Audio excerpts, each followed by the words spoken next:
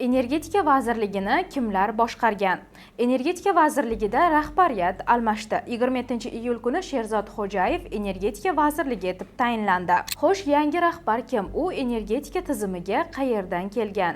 Eng muhimi, so'nggi yillarda energetika tizimini kimlar boshqargan va nega rahbarlar almashdi? Sherzod Xo'jayev hozirgi kundagi energetika vaziri. U energetika sohasida 1998-yildan beri ishlab keladi. O'zbek Energo tizimida turli lavozimlarda ishlagan. 2019-2023-yillarda esa energetika vaziri o'rinbosari bo'lgan. 2023-yil yanvarda elektr va gaz ta'minotidagi jiddiy muammolar ortidan energetika sohasi mutasaddilari prezident tanqidiga uchragan va Xo'jayev ham lavozimidan ozod etilgan. Keyinchalik u energetika bozorini rivojlantirish va tartibga solish agentligiga rahbarlik qildi. Oradan ko'p vaqt o'tmay u energetika tizimidagi yuqori lavozimlardan biri, ya'ni vazir lavozimiga tayinlandi. Yangi jamoada Umid Mamaminov ham muhim lavozimni egalladi. U bungacha energetika vaziri o'rinbosari bo'lib ishlagan va 2026-yil iyunida birinchi o'rinbosar lavozimiga tayinlandi. Umarjon Egamberdiyev esa vazir o'rinbosari bo'ldi. U tayinlovga qadar prezidentning energetik xavfsizlik bo'yicha vakili bo'linmasida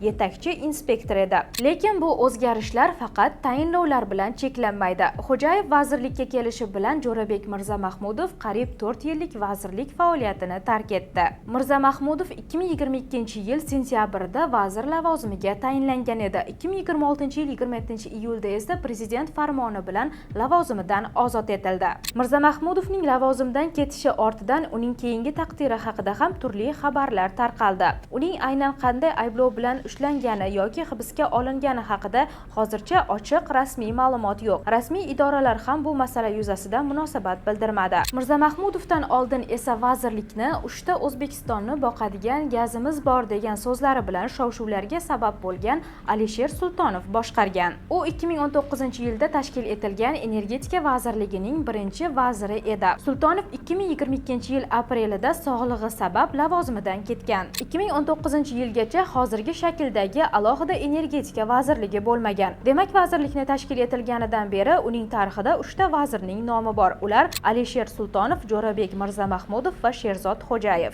Bir vaqtlar prezident tanqididan so'ng vazir o'rinbosari lavozimidan ketgan Sherzod Xo'jayev bu safar vazir lavozimida qanday natija ko'rsatadi? Javob esa yangi rahbariyatning qarorlari va oddiy iste'molchi sezadigan natijalarda ko'rinadi.